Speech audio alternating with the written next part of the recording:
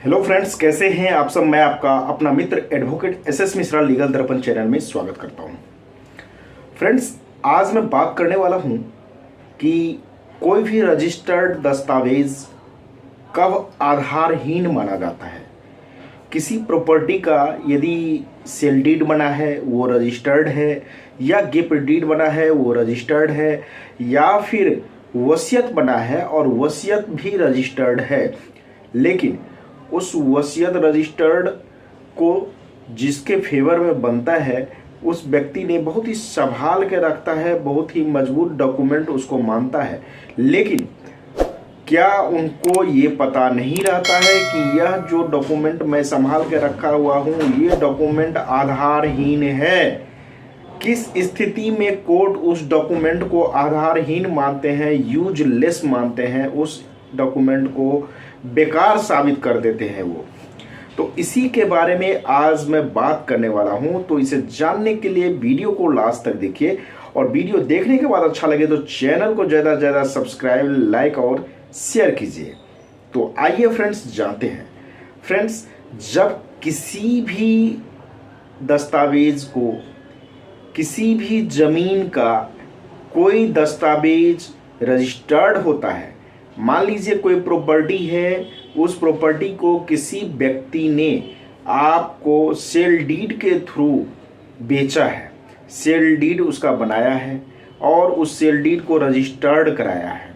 लेकिन कुछ दिन बाद किसी और व्यक्ति ने उस जमीन के लिए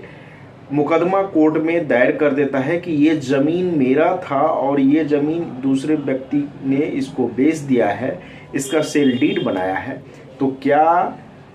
इस स्थिति में कोर्ट उस सेल डीड को, जो सेल डीड पहले से रजिस्टर्ड है, उसको निरस्त कर सकती है? इस स्थिति में कोर्ट सबसे पहले ये देखती है कि जो सेल डीड, जिस व्यक्ति ने जिस सेल डीड को रजिस्टर्ड कराया है, जिसके फेवर में कराया है, तो सबसे पहले जो व्यक्ति किया है सेल डीड को रजिस्टर्ड, वह व्यक्ति उस जमीन का मालिक है या नहीं। अगर वह व्यक्ति उस जमीन का मालिक रहता है तो सेल डीड को आधारहीन नहीं माना जाता है, उस रजिस्टर्ड पेपर को आधारहीन नहीं माना जाता है। अगर वह व्यक्ति उस जमीन का मालिक है ही नहीं और उसने उस किसी और के जमीन को रजिस्ट्री कर दिया है, और दूसरा व्यक्ति जो है उस जमीन का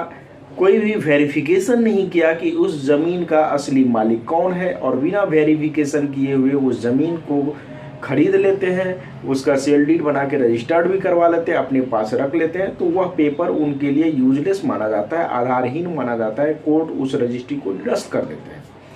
ऐसे ही यदि किसी व्यक्ति ने आपको गिफ्ट के थ्रू कुछ प्रॉपर्टी दिया है और वह प्रॉपर्टी उसके नाम से था ही नहीं, आपको गिफ्ट के थ्रू दे दिया है, उस गिफ्ट को आपने रजिस्टर्ड भी करवा लिया है ताकि मेरा डॉक्यूमेंट मजबूत बन जाए, तो बाद में ये परिणाम निकलता है कि आप पहले चेक नहीं किए रहते हैं कि वो ज़मीन जिसने गिफ्ट किया है मुझे ज़मीन, वो ज़मीन उसका था या नहीं, क्योंकि बहुत सारे ऐसे फ्रॉडिंग होते हैं, किसी और का ज़मीन कोई और व्यक्ति गिफ्ट कर देते हैं। बहुत सारे केस ऐसे देखने को मिलता है। तो इस स्थिति में भी आपका वो गिफ्ट डीड निरस्त किया जा सकता है। लास्ट में आती है वसीयत। कोई व्यक्ति आपको वसीयत किसी प्रॉपर्टी का करता है। मान लीजिए एक प्रॉपर्टी है जिसमें 4 भाई का हिस्सेदारी है, लेकिन किसी एक भाई ने किसी थर्ड पर्सन को वो प्रॉपर्टी वसीयत कर दिया, और वसीयत को रजिस्टर्ड भी आप करवा लेते हैं, अपने पास वो डॉक्यूमेंट रख लेते हैं कि नहीं मेरा विल तो रजिस्टर्ड है, वसीयत रजिस्टर्ड है, इस पे क्या, इसको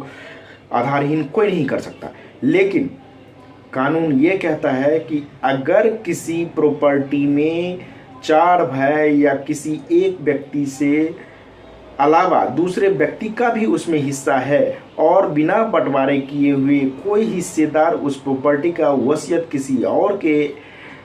फेवर में करते हैं, तो उस वसीयत को इस आधार पर निरस्त किया जा सकता है कि इस प्रॉपर्टी का कोई बंटवारा अभी नहीं हुआ था आपस में, बिना बंटवारे के इस वसीयत को किसी और के फेवर में किया गया है, और इस ग्राउंड पे इसको निरस्त किया जा सकता है। इसीलिए किसी भी प्रॉपर्टी को खरीदने से पहले या कोई व्यक्ति गिफ्ट देता है उससे पहले या किसी ने आपको वसीयत के थ्रू कोई प्रॉपर्टी देता है, तो इस सब स्थितियों में सबसे पहले आपको यह देखना चाहिए कि ये प्रॉपर्टी जो व्यक्ति हमें बिक्री कर रहा है या गिफ्ट दे रहा है या वसीयत कर रहा है हमारे लिए, वह प्रॉपर्टी उस व्यक्ति के नाम पे है या नहीं, उस प्रॉपर्टी का भू स्वामी असली वह व्यक्ति है या नहीं। अगर वह रहता है तो आप खरीद भी लें,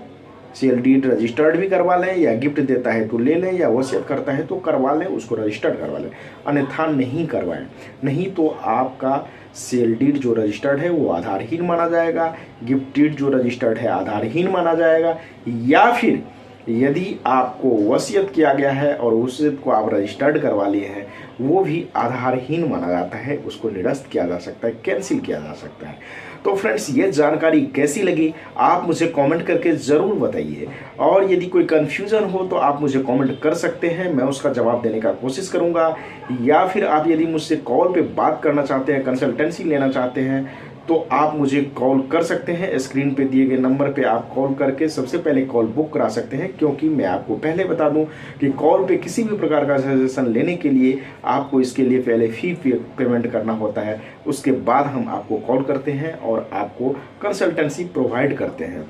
तो फ्रेंड्स, आज तक के लिए इतना ही, फिर मिलेंगे हम नेक्स्ट वीडियो में, तब तक के लिए धन्यवाद।